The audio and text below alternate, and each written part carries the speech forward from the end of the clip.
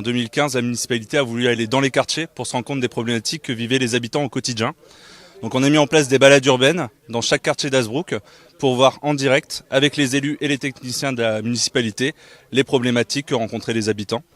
Et ensuite, on a fait des tables citoyennes pour discuter de ces problématiques et trouver des solutions avec les habitants pendant 2 heures. Et là, cette année, on reprend ces tables citoyennes et ces balades urbaines, toujours dans la même optique, mais dans différentes rues, dans d'autres rues avec différents parcours. On s'est réunis entre voisins, on a fait un petit peu le point des problèmes qu'il y avait dans notre quartier. On a fait une petite liste dont on a fait part à monsieur le maire, quoi. Il a déjà commencé à résoudre quelques petits problèmes, quoi, et on espère que ça va continuer à avancer comme ça. Il y en a qui proposent pour faire ralentir la circulation, comme dans les rues ici qui sont très passantes, quoi. On a des jeunes lycéens qui viennent avec leur véhicule personnel et qui n'ont pas conscience du danger, je pense. Ça fait 36 ans qu'on habite ici et les bus, on les a depuis quelques années seulement. Et ça a beaucoup changé le quartier quand même. C'est surtout par rapport à la circulation des bus et des priorités et de la dangerosité surtout.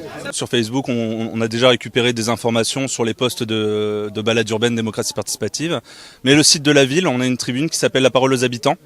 Et dans le site La Parole aux habitants, les habitants peuvent poster des questions ou les solutions qu'ils veulent apporter pour leur ville. On va recenser toutes les propositions qui ont été faites, on va les faire remonter aux services concernés, et ensuite les services concernés, en fonction de la réponse qu'ils vont apporter, soit ça peut être réalisé, et dans ce cas-là, voilà, ils peuvent réaliser la proposition.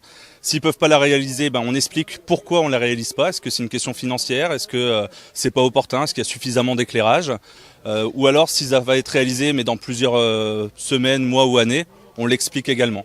On apporte une réponse à chaque solution qui est proposée par les habitants. Ce sont des échanges très constructifs. Comme je le disais tout à l'heure, c'est plus d'un bureau qu'on voit les choses. Il faut être sur le terrain, plus que jamais sur le terrain. Ça a été ma politique quand je suis arrivé, et c'est une politique qu'on va continuer, être sur le terrain et puis à l'écoute et à la proximité de nos habitants, tout simplement. C'est important. On ne peut jamais laisser quelqu'un sans réponse, qu'elle soit négative ou positive.